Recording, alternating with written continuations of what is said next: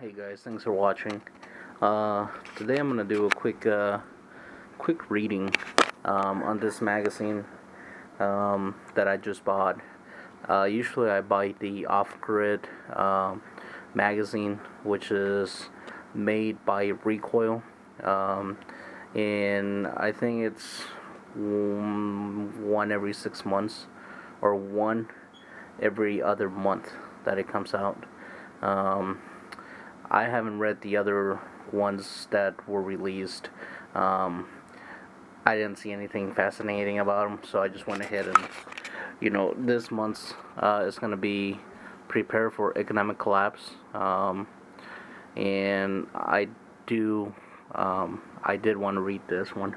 So I went ahead and bought it online, which, if you're trying to save some money, the online version is cheaper than the actual hard copy. Um, but I guess the hard copy is a collectible. Pretty much, I'm gonna go over. This will probably be a three-part video, um, and hopefully it's coming out okay. Um, I'm not sure how close it looks like. So, so this is the magazine. I'm doing this off Windows 8. And I already gone through at least half of the magazine. It's got some good stuff on there. Some items, gear review stuff like that. Some flashlights, some good articles. Like this make ready to survive DVDs. I had no idea that there were those DVDs, so I'll probably have to go check them out and see if I like them or not.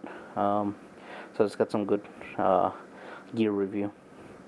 And then also for vehicle stuff, they also have, ads for vehicle. So for like a bug vehicle. And of course flashlights. I'm not a huge fan of flashlights. I mean, they're all the same to me, and yeah, I'm not a huge fan of them. More flashlights. So here it is. What if the United States has plunged into an economic collapse? Let's go into text. What? I think that's supposed to say what if. What if the United States has plunged into an economic collapse, by Tim McWelch. Illustrations by Sarah Watanabe Rocco. The filthy man had a knife at my daughter's throat, and his ragged friend had a gun to my boy's temple. "Give us what we want, and no one has to get hurt," he said. But were the supplies all they wanted? The way they were looking at my wife and daughter made me think that they liked to stay a while. That food wasn't the only thing they wanted. Suddenly, an ill-timed burst of courage, my son started struggling with his captor, and the man looked like he was ready to shoot me. My boy screamed, "Dad, do something."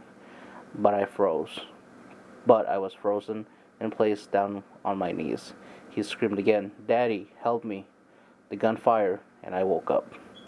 My body was covered in cold sweat, and all of my muscles were all tense as steel cables. It was only a dream, but it seemed just as real as if those men had broken in again. As I lay there in the cold darkness, I realized that the waking world was not much friendlier than the world in the dream. We were still in danger. My family was at risk every hour of the day. At any time, people could break into the house again. Maybe they'll kill my family this time. The situation was growing more desperate, and so were the criminals. Welcome to the end of the world as we know it, thanks to the total economic collapse. In this edition of Off-Grid, What If Futures, we step into the gloomy scenario where our beloved US dollar is worthless and the American way of life has American way of life has degenerated into the hand-to-mouth fight for survival. To delve into this bleak and brutal future, OFFGRID asked three different writers for their approach to living through these dark times. With us is Patrick McCarthy, a freelance journalist, lifelong outdoor enthusiast, and frequent off-grid contributor. Next is Eric Lunt, a federal enforcement agent with a vast array of tactical and survival experience. And myself, I have been a survival instructor for the past 19 years, and I am the author of a book on survival and wild food, Prepare for Anything, and the Hunting and Gathering Survival Manual. Here are three different visions of the United States without money, utilities, or much of a future. The scenario: survival situation, long-term and widespread bedlam. Your crew: your wife, a 16-year-old daughter, and a 10-year-old son.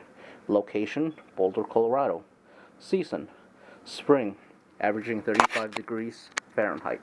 Weather: snowfall still possible. The setup: the US dollar collapsed after more than a decade of multiple wars, skyrocketing energy prices, a faltering economy, and widespread corruption.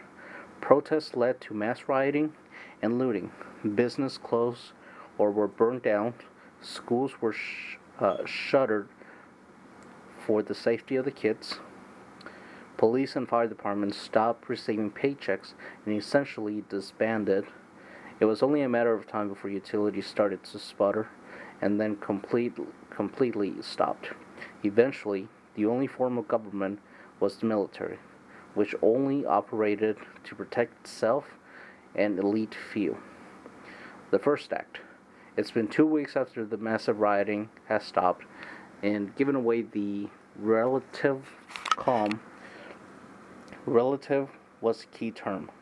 Without reliable power and open businesses, you were running dangerously low on food, water, and supplies. You gather with your neighbors and had a tentative watering system established, hoping to survive until the National Guard arrived 3 weeks to establish order, or so the rumor went. You didn't know how widespread the economic collapse and the rioting had been. Had it hit all the major regions of the country, or just the greater Denver area? Question mark. The complication: realizing you wouldn't last long without new sources of food, water, and supplies, you venture out of your trusted neighborhood to see who you could barter with safely. You trekked a few miles through a slush and mud and found a willing community. They seemed worse than you, but they were open for fair trade of toilet paper and toothpaste and some canned foods. But unbeknown to you, you gave away too much information about yourself. A day later, a gunman burst through the front door. It was the same men you bartered with. They threatened to rape your wife and kill your son if you didn't give them everything. You complied and kept everyone safe, but you lost a week's worth of supplies you had been rationing. The new plan. What do you do now? How will you survive the freezing spring until the National Guard arrives in 3 weeks?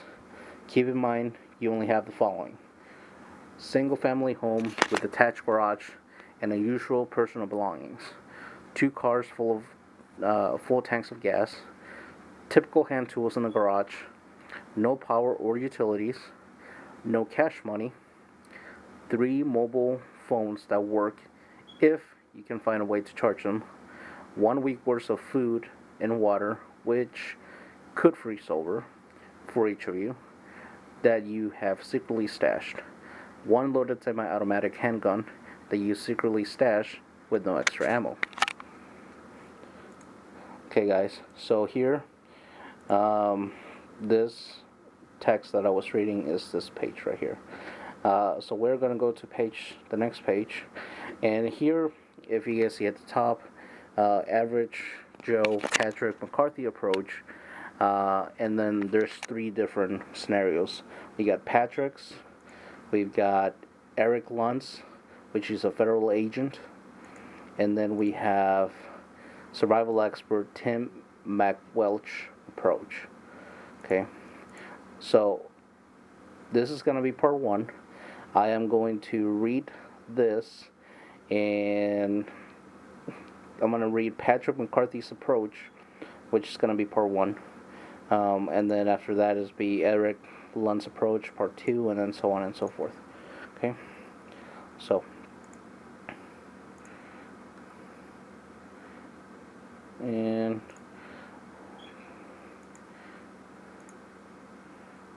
oh, I already read that. Okay. Here we go. Average Joe, Patrick McCarthy's approach. The day had finally come. The worst cost economic scenario I had heard about so many times and always rolled my eyes at it had become our reality. After seeing footage of crowds storming the banks on TV, I knew we were actually in trouble, but I had no idea it would spread so far and so fast. I also couldn't have imagined the evil it would reveal in those around me. To think that I had actually tried to help those bastards who kicked our doors last night disgusts me.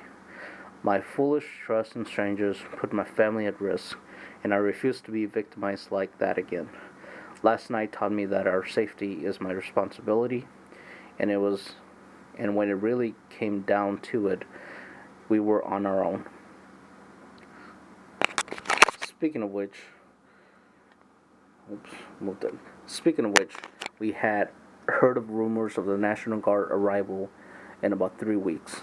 The idea of rescue seemed to be giving Laura and the kids hope, but I knew not to be too optimistic. We had to get out of here and get away from those who might do us harm. Fortunately, our cars were still in the garage and had plenty of gas, so we decided to take what we could and head for my parents' old cabin outside Granby. It was about 90 miles away, but the sizable plot of land, lack of nearby neighbors, and wood-burning stove would sure make life easier. After scouring our house for supplies, I was able to find a few items the gunmen had overlooked. They barely checked the garage, so we still had the case of canned food and bottled water I left in the closet out there. Enough to last 4 of us about a week, by my estimate. A few items from my toolbox could also come in handy, most importantly 2 utility knives, a claw hammer, nails, and some duct tape. Walking back inside, I grabbed the 9mm semi-auto I kept upstairs, only 15 rounds. The rest of my supplies walked out the door last night. Finally, we had our cell phones, which I thought at first would be useless. Then I remembered that solar power battery charger Laura's brother gave me for Christmas last year. It seemed that gimmicky back then. Now, not so much. The 4 of us loaded half the supplies plus some warm blankets and clothes into Laura's SUV, and then the other half into my car. I figured since we had 2 cars, we'd better off taking both. It might take us slightly more noticeable target. It might make us a slightly more noticeable target, but at least we wouldn't be stranded and helpless if one vehicle became disabled. Laura, Jamie, and Johnny would take my car, while I would drive just ahead in the sturdier SUV. If we encounter a roadblock, the SUV heavier weight might help clear it so the car could get by. Before we headed out, I handed Laura my gun and reminded her not to stop for anything or anyone. If God forbid something happened to me, at least she would defend herself and the kids. We left Boulder around midday. It was eerie seeing the streets so empty, no traffic lights, no cars, no pedestrians. I guess most people listen to the final TV broadcasting saying to remain in your home until help arrived. I had hooked my cell phone up to the solar charger and set it on the dash before we left. It wasn't long before it had enough juice to read no signal. I hoped we'd find a working cell tower at some point on the trip so I could try checking on the news or calling my dad. Unlikely, but at least worth a try. I couldn't help but Oh, let me move this over. I couldn't help but nervously check my rearview mirror repeatedly, despite knowing Laura and the kids were right there behind me. Though I had anticipated the highway to be a giant parking lot of abandoned cars, the road leading up to the interstate were pretty clear, so I decided to check it out. After all, it was the faster way to get out of the cabin, or to get to the cabin. Other than a few dead cars on the shoulder, the highway remained surprisingly empty as we headed into the mountains. The miles started to pass faster. About 30 miles in, we spotted a lone convenience store with no cars out front, so I motioned to Laura that we should stop. With the power out, the gas pumps weren't working, but we could look for other supplies inside.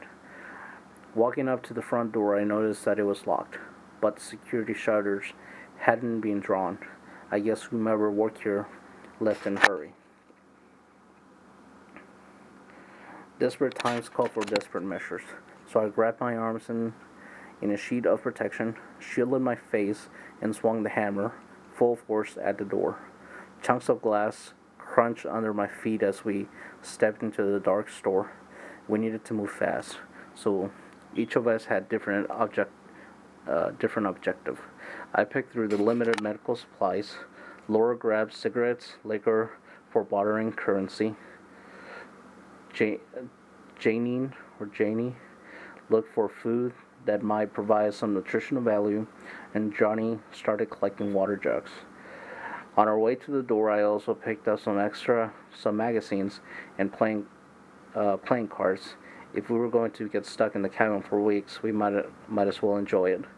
Within 20 minutes, we were rolling again. As the miles tick away, I flipped through the radio channels. Still nothing but static. It was 2:45. When we got to the cabin, no one had been here for months, and we wanted to keep that appearance, so we parked the cars around back. Dad had the keys, so I had to smash the window and awkwardly climb inside, but a little duct tape, nails, and wood scraps made for a solid patch against the elements. We also boarded up the other windows from the inside just in case we were targeted again. With the supplies inside, we bolted the door and settled in for the long haul. For the first few days passed slowly. We stayed inside to keep a low profile and only fire up the stove at night, so the smoke wouldn't draw attention. Eventually, I decided to take my pistol and walk the property, and this soon became a daily occurrence. I started collecting water from the stream to boil each night, firewood for the stove, and even tried fishing a few times with limited success. After a week, I felt confident we were alone out here, so Laura and the kids started helping out. It was tough spinning this as family adventure, especially a teenager, but we made it work. I still charge my cell phone and checked it periodically, more out of habit than anything. What I did expect, a stern email from my boss, laughable. But one day, there it was, Signal, almost refusing to believe it. I dialed my parents in San Diego. It rang and rang as my stomach sank. After 2 days of repeated calling, someone answered. Dad? I could hardly believe it. Amazingly, he and Mom were okay and told me things weren't so bad out there in California. Apparently, the large Navy and Marine Corps presence there kept things in check, despite the federal government's near total collapse. There was still no word on radio about National Guard growing up in Boulder or anywhere in Colorado for that matter. So we decided Laura and I should head for San Diego with the kids. It was going to be a difficult journey, but at least one thing had changed. The end was now in sight. After scouring our house for supplies, I was able to find the few items the gunman had overlooked.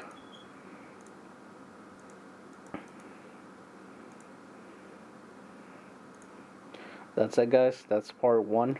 Part two is going to be on federal agent Eric Lunt's approach.